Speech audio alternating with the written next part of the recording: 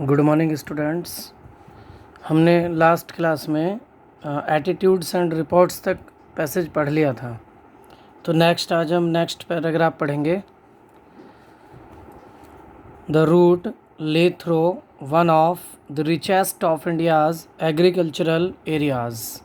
यह मार्ग भारत के सबसे धनी कृषि क्षेत्रों में से एक था। यानी धनी से मतलब है जहाँ सबसे अधिक कृषि होती थी। This was the plain of the upper Ganga river. यह गंगा नदी के ऊपर का मैदान था। 1000 फीट अबोव सी लेवल, समुद्र तल से 1000 फीट की ऊंचाई पर, बट ट्रॉपिकल लेकिन गर्म प्रदेश था। The Ganga was brown silt. Ganga का रंग भूरे या गंगा का पानी भूरे रंग का था। स्वेलन विद फ्लड वाटर्स, जो बाढ़ के पानी से उफन रही थी।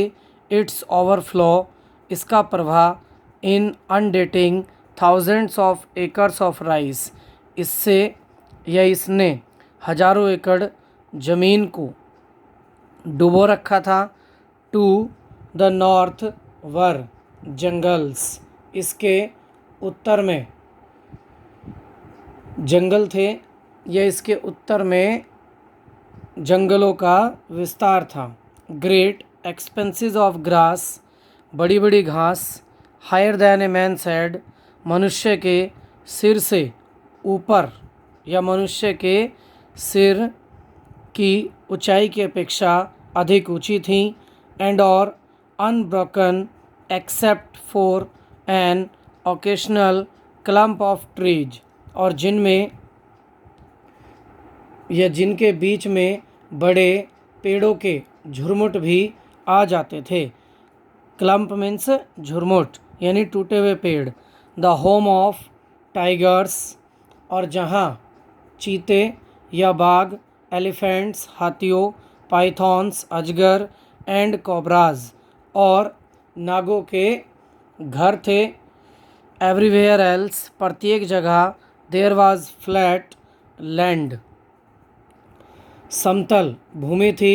रनिंग टू द हॉरिजॉन, प्रत्येक जगह समतल भूमि थी जो दूर क्षैतिज तक फैली हुई थी। बट लेकिन डॉटेड हेयर एंड देयर, यहाँ वहाँ या इधर उधर। By the sacred banyan tree, पवित्र बरगद के पेड़। और बाय रोज ऑफ पाकर ट्रीज, पाकर पेड़ों की पंक्तियाँ। शेप्ड लाइक एल्म्स, जो एल्म पेड़ों की तरह दिखाई देती थी। एंड और हैविंग थिक ट्विस्टेड ट्रंक्स, जिनके तने घुमावदार मोटाई वाले थे।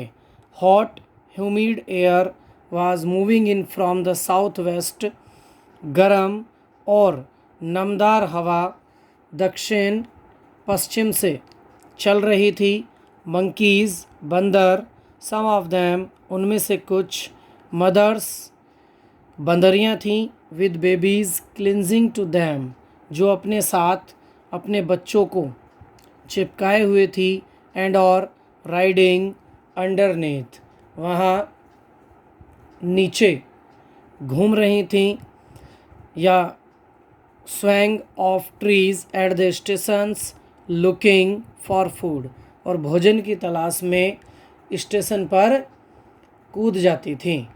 उनमें से कुछ बंदरियां थीं जो अपने बच्चों को साथ लिए हुए थीं और स्टेशन पर खाने की खोज में पेड़ों से उछलकर आ जाते थे।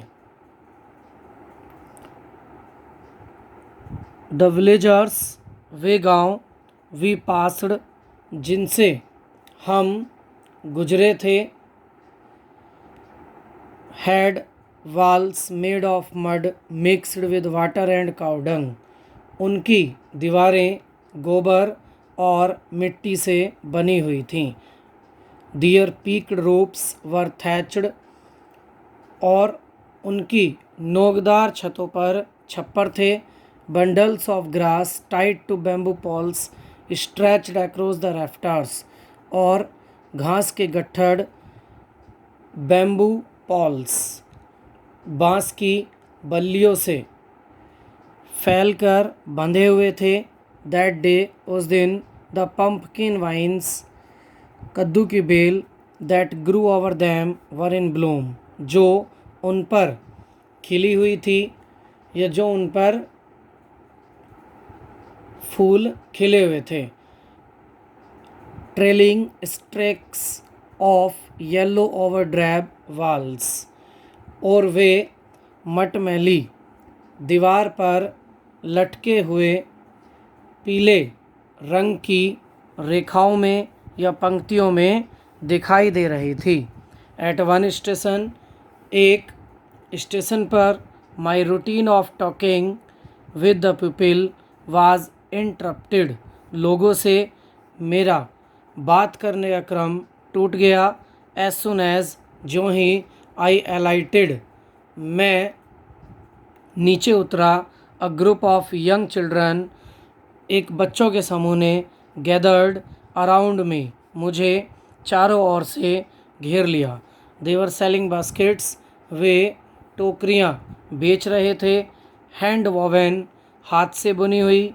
Read baskets with simple designs and patterns, और सरकंडे की टोकरियाँ जिन पर सादे डिजाइन बने हुए थे। They held the baskets high, वे टोकरियों को ऊंचा उठाए हुए थे। साउटिंग वर्ड्स, और ऐसे शब्दों में चिल्ला रहे थे।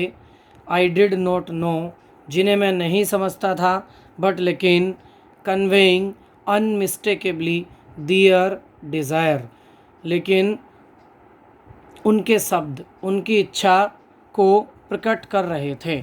लेकिन उनके शब्द उनकी इच्छा को प्रकट कर रहे थे।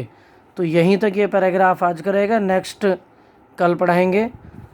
ठीक है, यहीं तक सभी बच्चे इसको रिवाइज करेंगे, और अगर दिक्कत हो तो कमेंट बॉक्स में लिखना है, दोबारा पढ़ा दिया जाएगा पैसेज। Thank you.